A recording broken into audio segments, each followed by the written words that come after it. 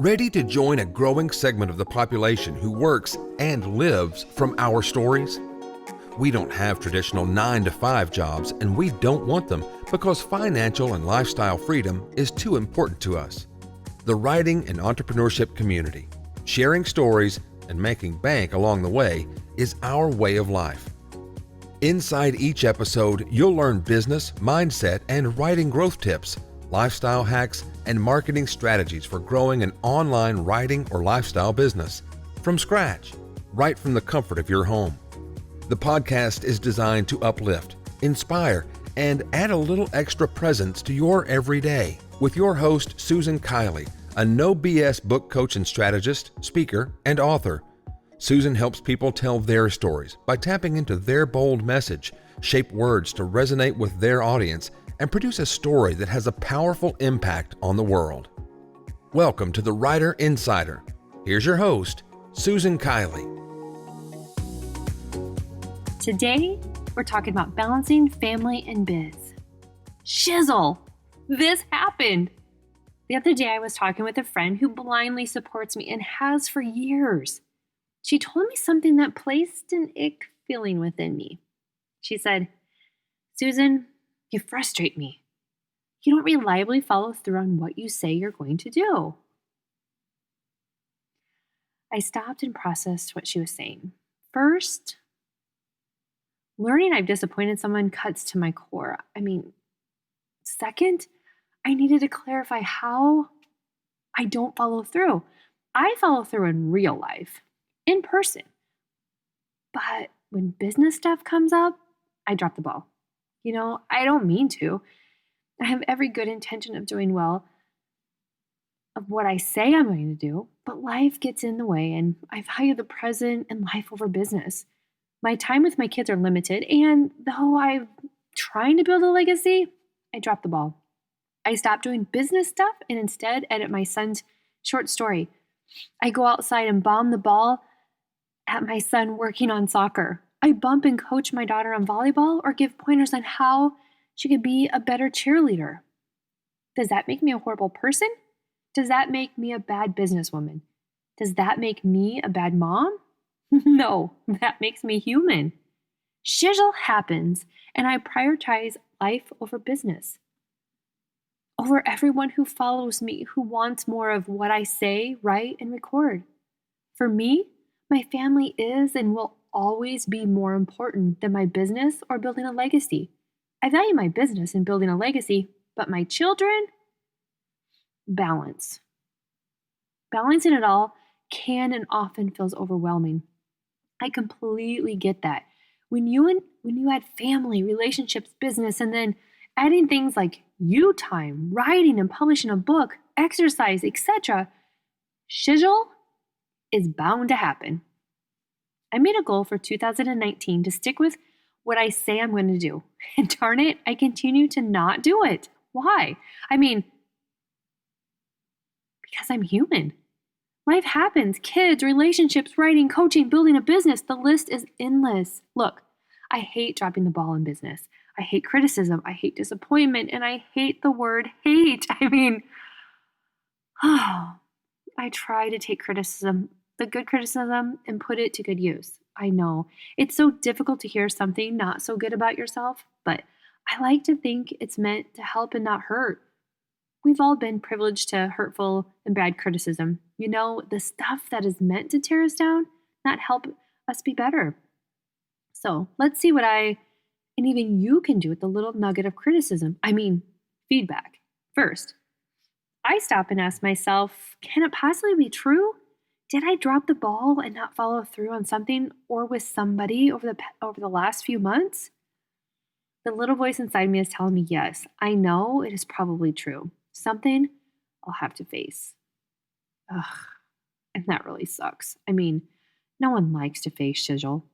No one says, "Hey, you, tell me everything wrong or bad or crappy about me, please." No one ever. What do? I breathe. You must prepare yourself for the worst. Prepare yourself for a whole bunch of shizzle. Then you begin at the beginning. For me, I open all my email files, 135,410 at the time of writing and recording this, to be exact. Obviously, those are spam, promotion, social media. You get it. I first go through all the start emails because those are the ones I apparently felt were important and required attention. Probably dropped the ball on a few of them.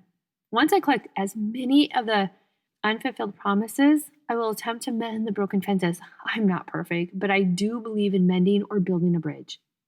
Thankfully, I only found 2 broken promises. Doesn't excuse my shizzle, and those 2 promises must be fixed or attempted. If you're human, you most likely understand shizzle. If you're a business person, you should also understand shizzle. If you're a single parent with a business and trying to find you time, oh, heck yeah, you understand shizzle happens. And for that, all you can do is try to be better, do more, and allow yourself grace. Hey, I'll be the first to admit, I suck at apologies and letting others down. I truly believe no one has the intent of shizzle or letting others down. It's just life happens. So to all of you I have made promises to, this is for you.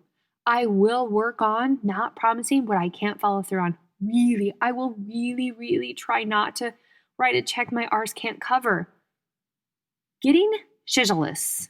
Starting today, I will get my act together and have a lot less shizzle days, especially for those of you who want to hear or read what I have to say. My promise to you, I will become the 10% shizzleless population. So what does 10% shizzleless mean? 10% is the percent of people who actually succeed at X. X represents a goal or actually doing what you said you'll do. 10% for me is not only following through on what I promise, but going beyond, over-delivering, under-promising. Let's use writing a book. 90% won't ever do. That means 10% will actually follow through on what they say they will do. They will find a way through the shizzle of life. But so what? What does all this mean anyway? It means, my friend, that what people are saying and doing, 2 different things, and what they are doing or having done or hope to do isn't, didn't, and won't work. If you're trying to balance family and biz, I get you. It's tough on top of everything else in your life. And if you're hoping to write a book, you have 2 options. 1, give up the idea of writing a book and resign yourself to staying on the dreaming path, as you've always done. Let the shizzle win. Or 2, you do something. Take power over the shizzle. For some people, option 1 is a viable option. But what if you're like I was when I was constantly hoping to write a book, hoping to finish a book, hoping to publish a book? Hoping is simply unacceptable. Hoping was a whole lot of shizzle. To get out of the shizzle, I needed a new path and a new plan. So my new path, new plan? What if there is this powerful force pushing you toward and onto a new path? You don't want shizzle, though shizzle will happen from time to time. Nothing in life is perfect or predictable. You do want a roadmap to navigate yourself on the new path, the path of writing, sharing, and stepping into your story. You don't want hoping, you want less shizzle. And that roadmap had better look very different than the one the masses out there are following. Because 99.9% of the roadmaps and people in Hopeland are failing. Over and over again, shizzle happens. What if I share with you what it is I do and what I recommend you do? What if the 10% who are doing, living, and stepping onto their new path are correct? And it has to be. Otherwise, it won't work.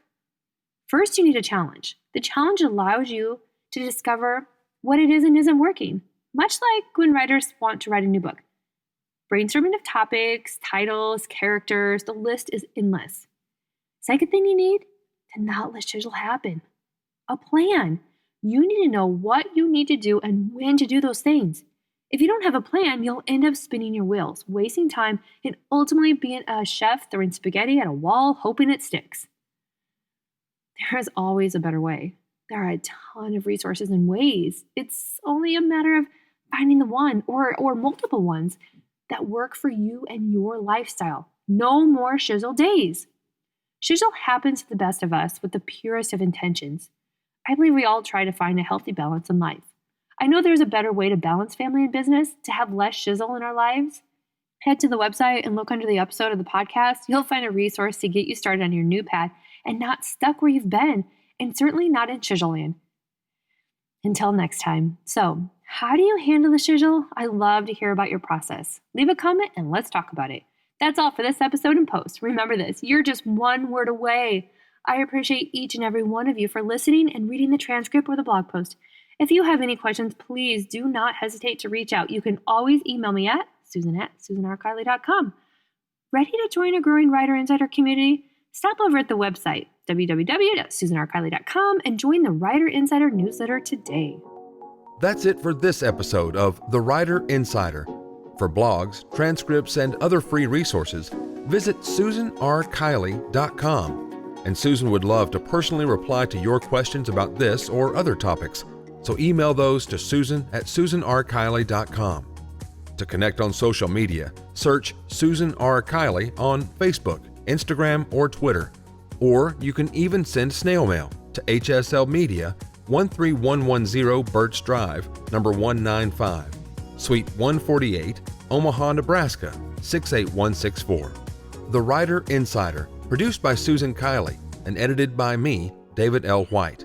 If you don't have a plan, you'll end up spinning your wheels, wasting time, and ultimately being a chef throwing spaghetti at a wall hoping it sticks.